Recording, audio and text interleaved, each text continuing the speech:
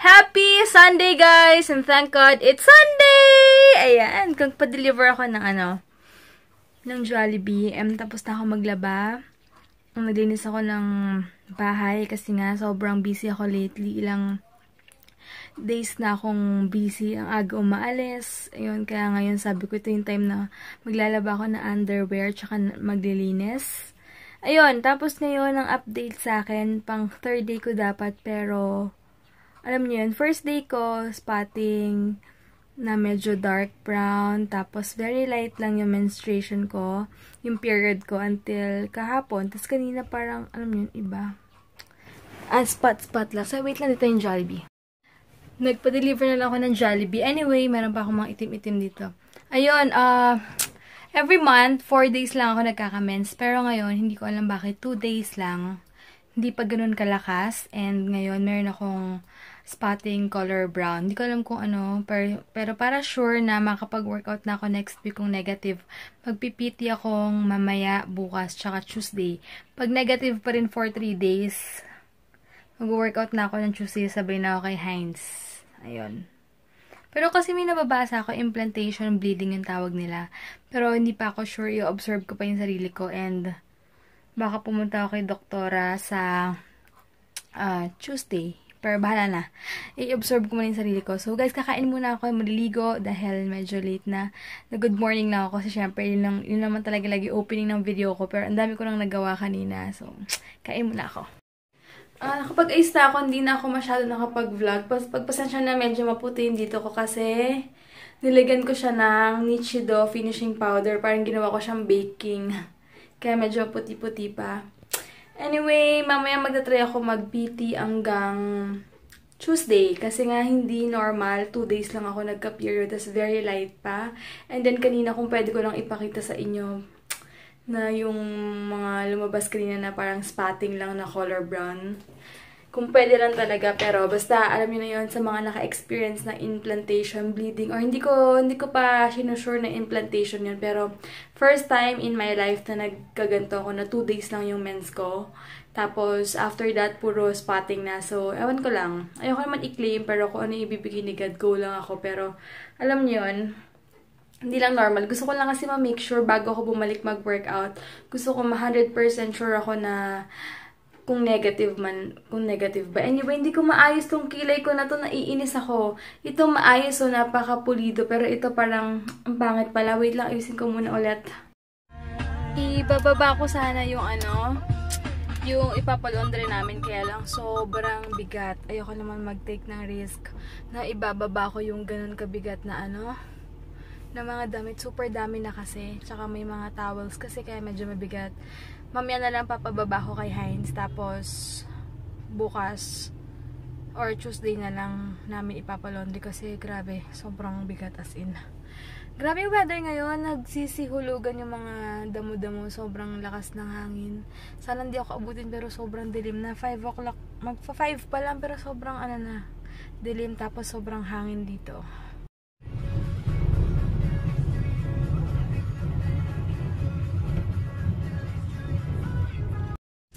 Ang bait talaga ng ubi ko kasi nag-text ako sa kanya. Sabi ko, Doc, normal po ba na 2 days lang ako magka-mens? Tapos, something na parang afternoon may parang spotting na brown-brown.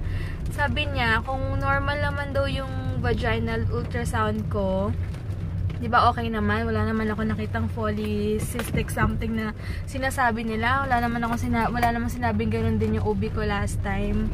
Observe ko lang din muna kapag hindi daw lumakas ngayon or bukas, ibig sabihin early signs of pregnancy to. Pero wag daw muna ako mag-workout. Basta mag-pregnancy test daw ako ng every week para ma-sure ko daw. Wag daw muna ako mag-workout. Sabi, pasensya na, di ako nakatingin dito sa ko. Wala naman masyado ditong nasa village ako dumadaan. So, yun, sabi ni doktora na wag daw muna ako mag-workout. Bala ko pa naman mag-workout ng Tuesday since kala ko nagkaroon ako ng blood. So, ibig sabihin hindi pa pala safe na na mag-workout ako, hindi porket binugo ako. Kasi 2 days lang, pero observe ko daw ngayon, tsaka bukas, pag hindi lumakas, ibig sabihin na siya, early signs of pregnancy siya. So, observe ko pa, kaya, pahinga muna ulit ng 1 week bago mag-workout. Pero okay lang, importante nag-iingat ako ngayon. And bibili na ako ng pregnancy test. Dadamihan ko na para hindi na ako bili ng bili. Basta every week daw itry ko, sabi na doktora. Pero ngayon gagawin ko every day hanggang or every other day ako magpa-pregnancy test ngayon.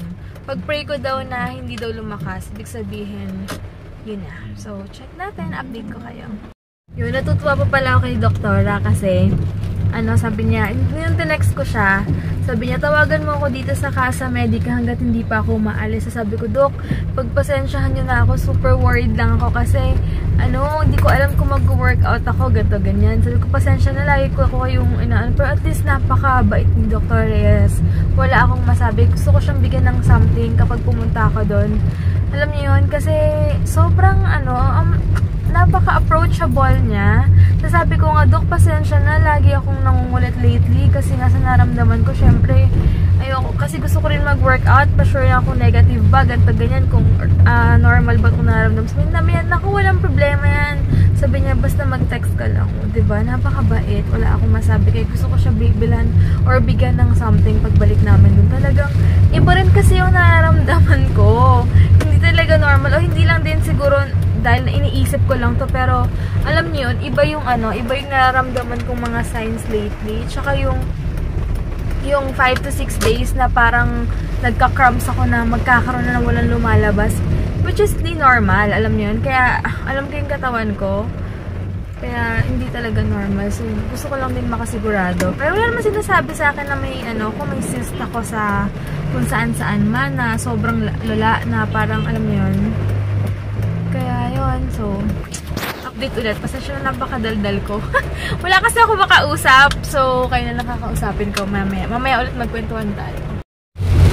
Grabe naman to, halos wala na akong makita.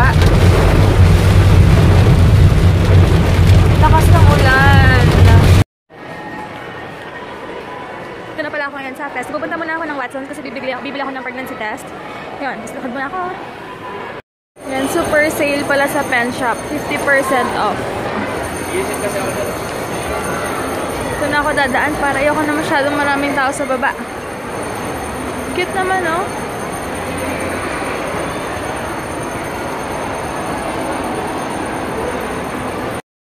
Dalawang klase muna pala yung binili ko pregnancy test. Magkaibang brand. Kasi sabi ni ate, 5 dapat kunin ko. Sabi niya, ma'am, parang sobrang dami naman ito.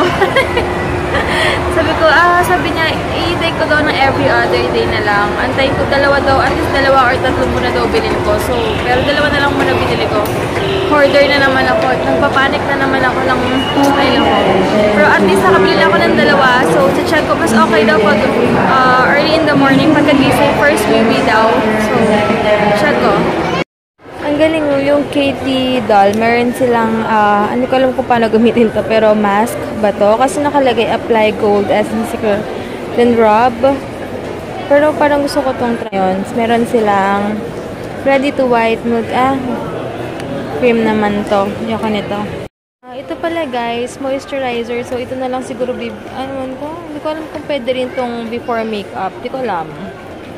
Kung pwede siyang, meron siya yung saan? Ito naman CC cream. In fairness, affordable siya. Note, no? Magkano pang kilay nila? Mali pala ako kanina. Sorry guys. Kaka-check ko lang sa internet, sa Google. Dito pala, mask. So, ayan. Mask to. 49 pesos yata. To 49. And then, ito naman, primer. Ayun, mali naman si ate doon. Wala kasi talaga yung nagbabantay. So, may girl lang doon. So, ito nga, sabi nga na, nga daw to. Sabi facial wash, pala primer pala siya. Ito, mask. Try ko to later.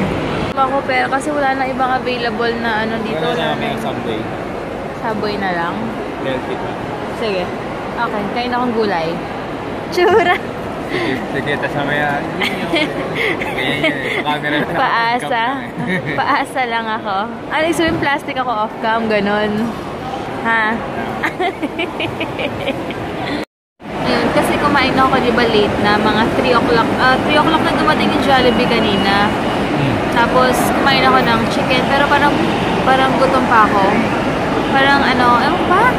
Nainis ako sa pakiramdam ko ngayon. Tapos, kinain ko na yung rice.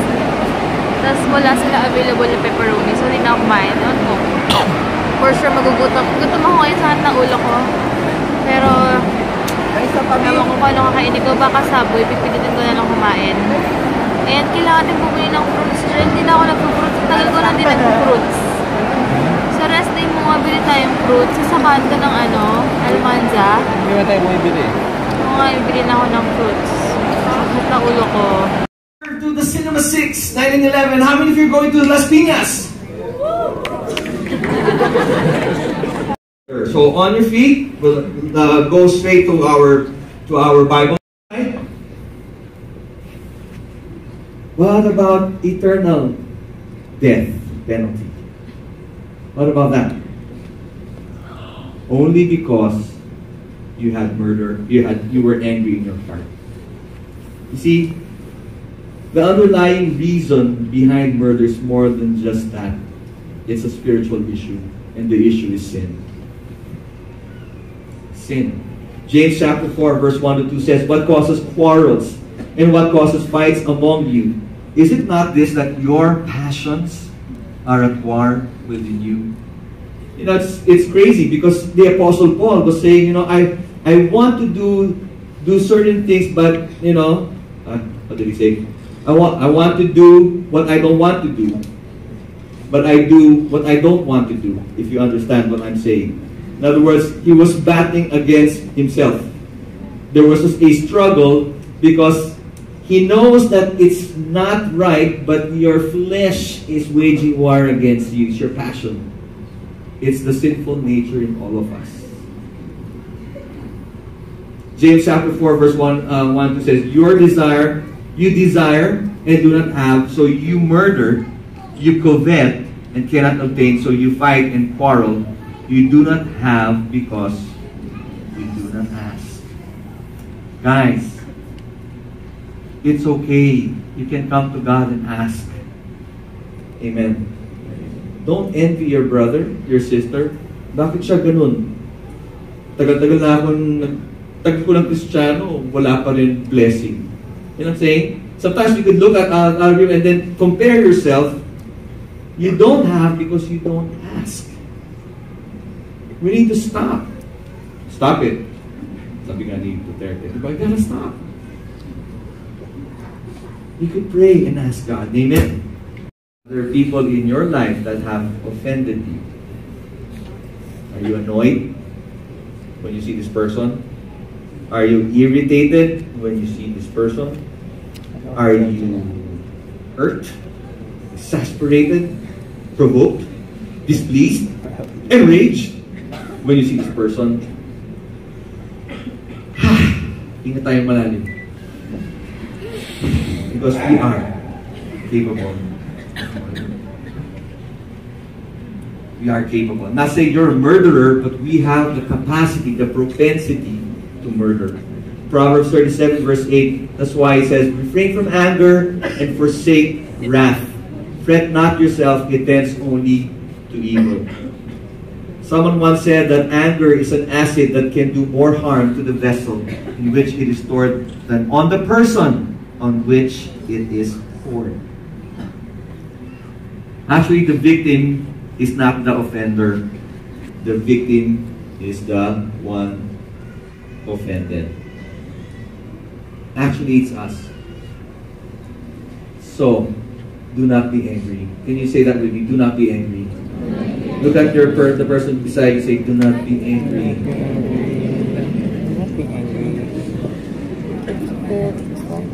But here it is. It says that, number one, do not nurse your anger. Don't nurse your anger. Secondly, it says, don't rehearse your anger. You're thinking of, how do I actually get back at this person? Yari to. I'm gonna kill this guy. Okay? Third, he says, don't converse your anger. Don't. And it says also, don't disperse your anger. And lastly, he says, which you want to take note. Very nice, actually. I like it. He says, reverse your anger. Reverse your anger. It's interesting. In Romans 12:20, something to drink. For by so doing, you will heap burning coals on his head. Amazing, huh? Reverse. Reverse your anger. Go the opposite way. Okay? Again, the issues are sin. Colossians says, put to death, therefore. See, Jesus, meron siyang answer. Jesus has the answer. What do we do now? He says, in Matthew chapter 5, verse 20-24, it's so simple. So if you are offering your to Victory Center, you're offering your gift, you're worshiping, and then you remember, you have an offense. It says, leave your gift there before the altar and go. First, be what? Reconciled to your brother. Okay? Kind of hard though. Simple. Diba? Be reconciled. Simple, but how many of you know it's hard to be reconciled with a person that you hate most? Right? It's hard. But that's the only way. You know what reconciliation means? It simply means restoring friendly relations. That's what it means. It's so simple. And what's interesting also, if you look back in the Old Testament, there was a provision. So, yan. Tapos kakatapos lang ng service. Ang ganda ng ng service ngayon about, okay lang, about anger, diba? So, kasi minsan din, akala ng iba, porket Christian ka, sobrang holy ka, alam mo yun, bawal kang magalit. At kapag nakita nilang lagi ka nagsisimba, akala nila pag magre-react ka sa isang sitwasyon or may gusto ka lang i-explain, akala nila Christian ka, hindi ka pwedeng magalit. Parang perfect eh. Diba? So, wala lang. Even God was angry.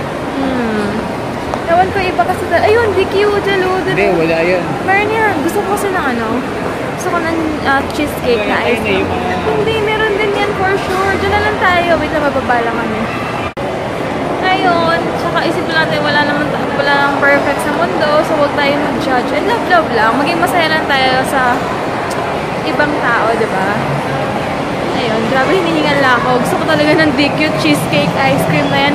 Sobrang sarap, guys. Must try. Hindi ako pa ng ice cream, pero yun, nagustuhan ko yung sarap. Kasi mahilig ako sa cheese, diba? So, ayan. Masarap ah. Masarap mga boss. Super. Pero wag kayong umorder ng super laki kasi nakaka-umay. Maganda yung parang nabibitin-bitin pa kayo, maliit lang. Ay, matamis siya eh. Matamis. Kasi si Heinz, yung gitna yung in-order niya. Ewan ko, medium ata yun. Sabi niya, next time hindi na ako order ng malaki, yung mas malaki pa doon kasi nakaka-umay daw. Sakto lang yung ganun. Pero kung gusto kayo mas maliit. Yung pinakamaliit lang.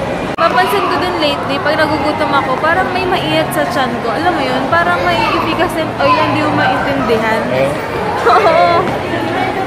Kaya naiibago rin ako sa sarili ko. Pero check natin. Wait lang tayo. Sana meron itong cheesecake.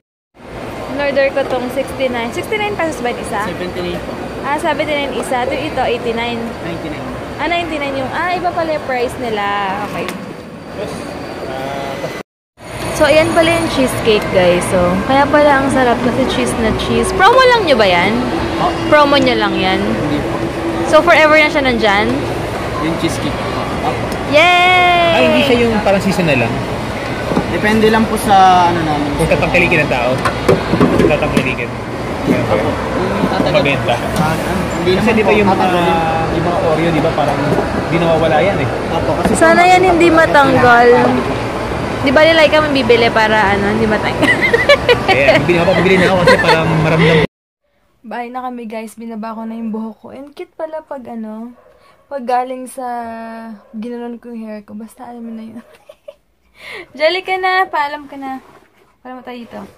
Ano ko na yung vlog ko, guys. Gusto ko lang magpahinga dahil ang sakit ng mga kasukasuan ko. Alam niyo yun, sakit ng mga braso ko, parang alay, legs ko, everything sakit na. Yeah. Ito na ito yung asama ko, super sweet sa akin ngayon. Yes, Kiss ng and kiss. good night everyone. And kailangan namin magpahinga. And ito, Thank God for this day. I'm tired. Everyone's tired. So, good night. Ciao. Night. Ayun. And thank you so much pala sa mga bago nag-subscribe and lagi nag-like and comments. Nagko-comment sa mga post ko. And kung gusto niyo minsan makita yung live namin ni Bestie, nasa Debbie Y. Santos Facebook page. Ayun. And nasa description box naman kung saan nyo kami pwedeng i-reach out or pag-hi lang kayo sa Instagram and Facebook. So, yun lang guys. Thank you so much. Bukas na lang. Babalitaan ko na lang kayo.